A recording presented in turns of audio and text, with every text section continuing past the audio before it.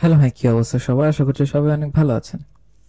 আজকের ভিডিওটা মূলত তাদের জন্য যারা 2025 সালে অক্টোবর নভেম্বর সেশনে ও লেভেল পরীক্ষা দিতে যাচ্ছেন আন্ডার ক্যামব্রিজ ইউনিভার্সিটি সিলেবাস। ওকে, সো আমি গতদিনে বলেছিলাম যে আপনাদের ক্লাসগুলো, কেমিস্ট্রি ক্লাসগুলো আমি ডে বাই ডে কনসিকিউটিভলি আমি নেওয়ার চেষ্টা করব।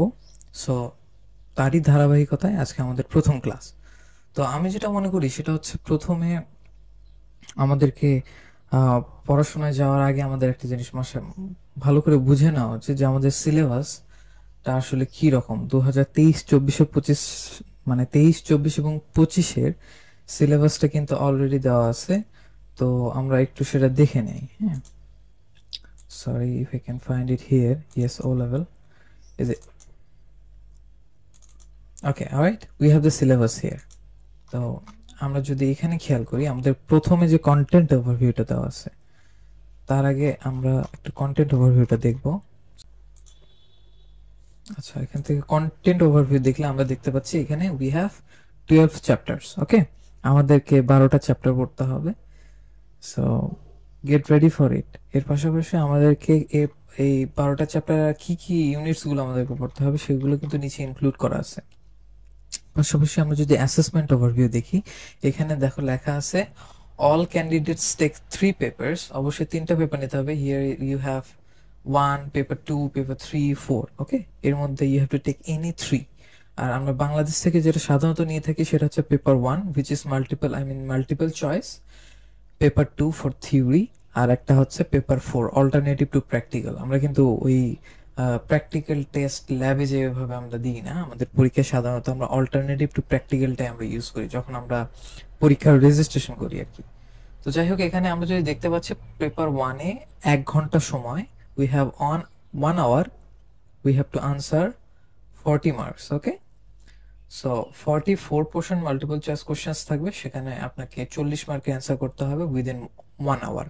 আমার মনে হয় বুঝতে পারছেন। পেপার 2টা দেখেন, এখানে থিওরি লেখা আছে short answer and structure questions, এগুলো অ্যান্সার করতে হবে। উই হ্যাভ 80 মার্কস এর। ওকে, 80 মার্কস। এর পাশাপাশি আমাদের পরীক্ষাটা হবে 1 ঘন্টা 45 মিনিট, 1 hour 45 minutes। ওকে, এরপর সব alternative to practical which is paper 4, এটাও 1 ঘন্টার পরীক্ষা হবে 40 মার্কসের মধ্যে। Question will be based on the experimental skills in section 4। Okay, so এগুলো আমাদেরকে কভার করতে হবে। আর গ্রেডস অ্যাভেলেবলটা এখানে দেখো, grades will be available for candidate will be eligible for grades A to E, অর্থাৎ ইর পরে যদি কোনো মার্কিং আসে like F, then you will literally you are going to be fail. Okay, তো যাই হোক, আমরা এখন যদি আমরা দেখি আমাদেরকে আসলে কোন কোন ইউনিটগুলো কিভাবে পড়তে হবে, they also have included all this stuff. তো প্রথমে দেখো স্টেটস অফ ম্যাটার। আমরা যদি কন্টেন্টে ওভারভিউতে যাই, আমাদেরকে কিন্তু প্রথম যে আমি যদি হাইলাইট করি, হ্যাঁ, তাহলে প্রথম যে আমাদের যে চ্যাপ্টারটা states of matter, I think you can see it, দেখতে পাচ্ছ তোমরা? তো স্টেট অফ ম্যাটার থেকে আমরা যদি একটুখানি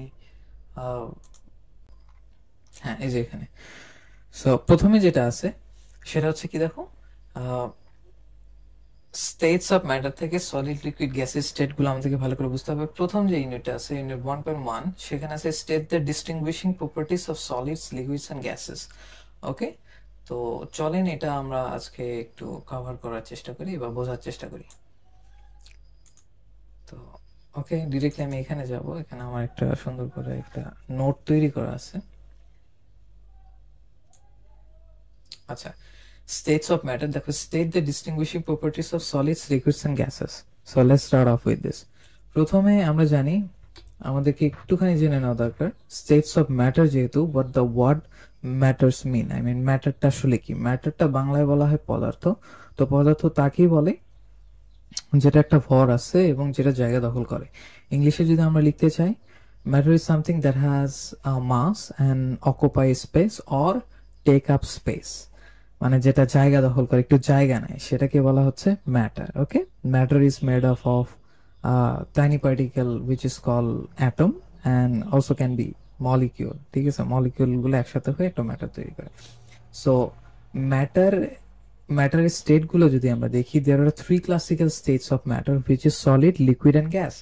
সলিডটাকে আমরা বলি হচ্ছে কঠিন, লিকুইডটাকে বলি হচ্ছে তরল, এবং গ্যাসেস বা গ্যাস যেটাকে সেটাকে বাংলায় বলা হয় হচ্ছে বায়বীয়। Okay, so other than three states of this matter মানে সলিড, লিকুইড, গ্যাস, এছাড়াও কিন্তু আরো অনেক ধরনের স্টেটস আছে। So we will be covering it on in other class ইনশাআল্লাহ। বাট আজকে আমি এই তিনটা নিয়ে কথা বলবো, আর এর পাশাপাশি আমরা ফলো করার চেষ্টা করবো আমাদের সিলেবাসটা, কারণ অক্টোবর নভেম্বর সেশন কিন্তু খুব বেশি দূরে না, আমার মনে হয় এটা জুলাই চলতেছে। সো খুব তাড়াতাড়ি অগস্ট, সেপ্টেম্বর, অক্টোবর, সো খুবই কাছে চলে আসছে। We have approximately 2 months। ওকে, তো চলেন এখানে একটু দেখেন সবাই, এখানে লেখা আছে হচ্ছে সলিডস। প্রথমটা কি আছে? সলিড। সলিডস এর আমাদেরকে প্রপার্টিজ গুলো আমাদেরকে দেখতে হবে, ডিস্টিংগুইশ প্রপার্টিজ, মানে সলিড থেকে লিকুইডের প্রপার্টিজ গুলো কেন কিরকম আলাদা, এবং লিকুইড থেকে গ্যাসের প্রপার্টিজ গুলো মানে কি ধরনের অন্যরকম বা আলাদা কিরকম, distinguishing. Okay, so let's start of with solid. প্রথমে দেখো ফিক্সড শেপ এন্ড ভলিউম। আমরা জানি সলিডের একটা ফিক্সড শেপ থাকে এবং ফিক্সড ভলিউম থাকে। ওকে, so the the shape of solid is fixed until you change it. Okay, যখন তুমি এটাকে ভেঙে ছোট করে ফেলো বা শেপটাকে অন্যরকম করে ফেলো, বাট তুমি এটাকে কেটে অন্যরকম করে ফেলো, আনটিল ইটস মানে রিমেইন সেম। সো এটা আমরা জানলাম যে solids have fixed shape and volume. Rigidity যদি বলি, দেয়ার মানে there particles are very tightly packed. Okay, in orderly arranged. যে এখানে লেখা আছে particles are tightly packed in a fixed and orderly arrangement. Okay, incompressible, that means solid are incompressible।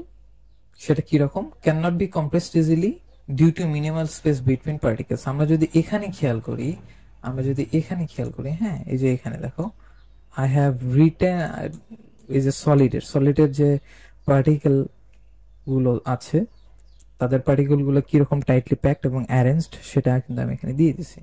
Okay, so আমরা যেটা বুঝলাম যে আসলে সলিডের পার্টিকেল গুলো অনেক বেশি টাইটলি প্যাক থাকে এবং অর্ডারলি অ্যারেঞ্জ থাকে, এবং যে কারণে এটাকে কম্প্রেস করা যায় না। ঠিক আছে, can not be compressed easily, এটাকে ইজিলি তুমি কম্প্রেস করতে পারবে না। সো শর্টকাট তুমি লিখতে পারো ইনকম্প্রেসেবল, তাও হবে, সমস্যা নাই। আর কাইনেটিক এনার্জির কথা বললে, particles vibrate in place do not move freely. Okay, তার মানে হচ্ছে কাইনেটিক এনার্জি মানে আমরা কিন্তু জানি যে এভরি ম্যাটার, তাদের মধ্যে যেসব পার্টিকেল থাকে, it's moving all the time. ঠিক আছে, তো পার্টিকেল সলিডের মধ্যে যেসব কাইনেটিক এনার্জি পার্টিকেল থাকে সেগুলো খুব মানে মানে অনেক আস্তে আস্তে নড়াচড়া করে বা ভাইব্রেট করে। Solid has the lowest kinetic energy. তারপরে যদি আমরা লিকুইডের কথায় আসি, লিকুইড হ্যাজ মডারেট কি বলবো kinetic energy, and gases have the মানে হাইয়েস্ট কাইনেটিক এনার্জি। ওকে, যে কারণে গ্যাসেস পার্টিকেল গুলো here and there just collide করে, হ্যাঁ, তাদের স্পেসটা অনেক বেশি ফার অ্যাপার্ট। তো এগুলো নিয়ে আমরা পড়বো। চল আগে লিকুইডের কথা আসি। এখানে লিকুইড দেখতে পাচ্ছেন, সরি একটু মার্ক করে নিই, আমি হাইলাইট করি।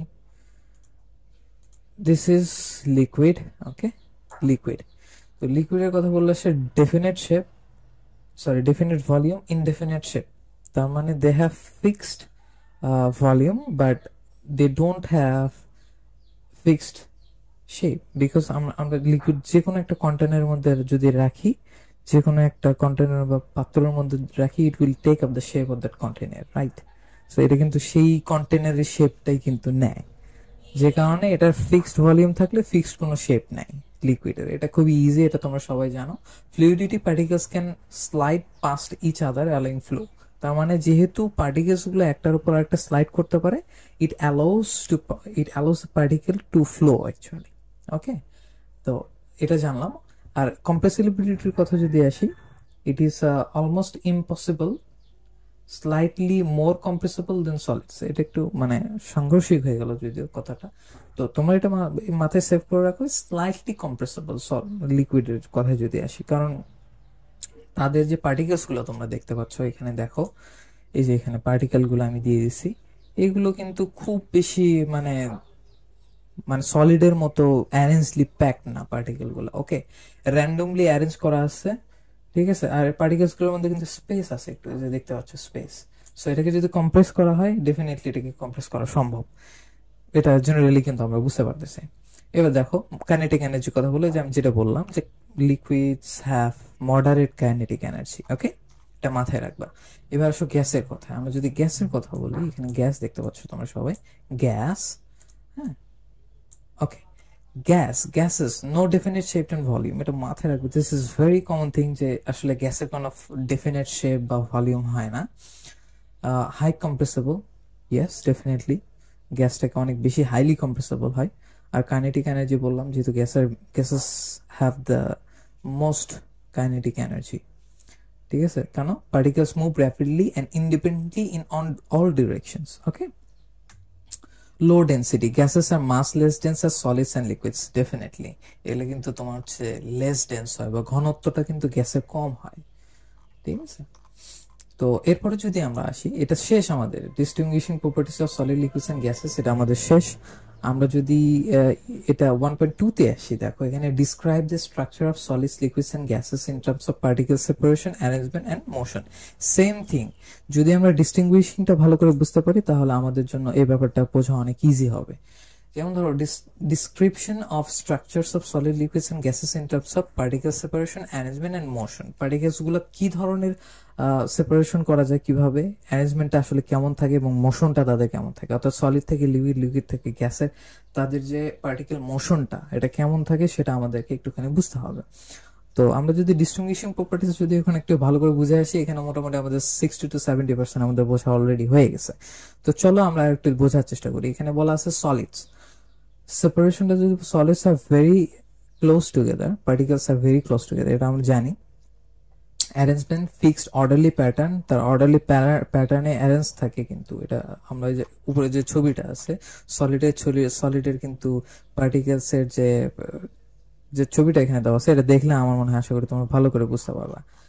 তো এটা অলরেডি বুঝতে পারছো আমরা জানি, because this is very basic chapter, একদম প্রথম চ্যাপ্টারটা কিন্তু। হ্যাঁ, অ্যারেঞ্জমেন্টের কথা বলে ফেললাম। এবার মোশনটা, particles vibrate in place but do not move from their positions, যেটা বললাম আর কি, কাইনেটিক এনার্জির কথা বললাম, যে particles are moving from its own position.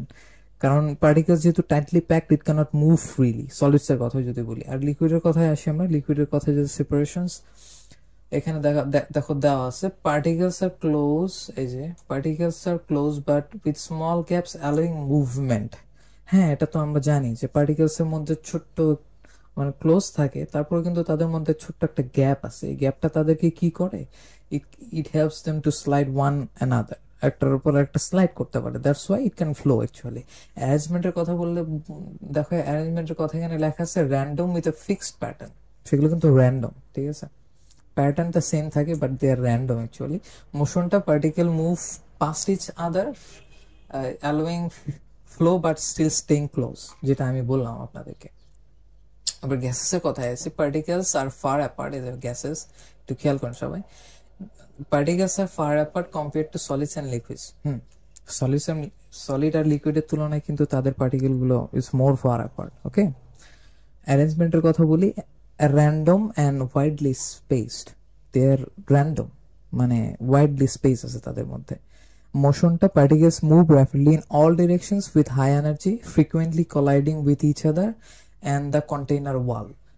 মানে যেহেতু তারা অল দ্য ডিরেকশন, তাদের কোনো ডিরেকশনে জাস্ট মুভ করতেছে, দে আর কোলাইডিং উইথ দ্য মানে কি বলবো কন্টেইনার ওয়াল, তুমি যেখানে রাখো। ঠিক আছে, যেমন ধরো আমরা জাস্ট ফর এন এক্সাম্পল আমি যদি বলি যে যারা রান্নার জন্য গ্যাস নিয়ে আসে, ওটা কিন্তু হাইলি কম্প্রেস, মানে কম্প্রেস করে ওটাকে লিকুইড ফর্মে নিয়ে আসা হয়েছে, কনডেন্স করে ফেলা হয়েছে। তো যাই হোক, গ্যাসেসরা কি করে জানো, তাদের যে ওয়ালটা আছে, অর্থাৎ যে কন্টেইনার ওয়াল আছে, তাদের সাথে কলাইড করে, ঘষাঘষি করে আর কি, because of the high kinetic energy. Okay, তো আমার মনে হয় ব্যাপারটা তোমরা বুঝতে পারছো। আমার হাতে আজকে খুব বেশি সময় নেই, আমি ইনশাআল্লাহ আপনাদের আগামী কাল 3, 4 এবং 5 বুঝিয়ে দেওয়ার চেষ্টা করব ক্লাসে। ঠিক আছে, তো আজকের জন্য এ পর্যন্তই থাক। তবে আমি কিছু কথা বলতে চাই, সেটা হলো সেটা হচ্ছে তোমরা আন্দাজ করতে পারতেছো, আমি অলরেডি বলে দিয়েছি যে আমি আপনাদের 2025 সালে অক্টোবর নভেম্বর সেশনে যারা ও লেভেল পরীক্ষা দিচ্ছ আন্ডার ক্যামব্রিজ ইউনিভার্সিটি, তাদের জন্য কেমিস্ট্রি ক্লাসগুলো আমি নিয়মিত নেওয়ার চেষ্টা করবো ইনশাল্লাহ। তো this service is for the first time in Bangladesh I believe, কারণ তুমি কোথাও পাবা না যেখানে এইভাবে ক্লাসগুলো ফ্রি নেওয়া হচ্ছে। ওকে, online. So yeah, this is a great opportunity for you to study free. Okay, এবং আমি চেষ্টা করব as easy as I can make you understand, যতটা সম্ভব তোমাদেরকে সহজ করে বোঝানোর। ওকে, so I believe you're going to stay with me for your best benefit. Okay, so ঠিক আছে, সবাই অনেক ভালো থাকবা। দেখা হবে ইনশাল্লাহ আগামী নতুন ভিডিওতে, নতুন ক্লাসে। ততদিন সবার জন্য অনেক অনেক শুভকামনা। সবাই ভালো থাকবেন। আসসালামু আলাইকুম।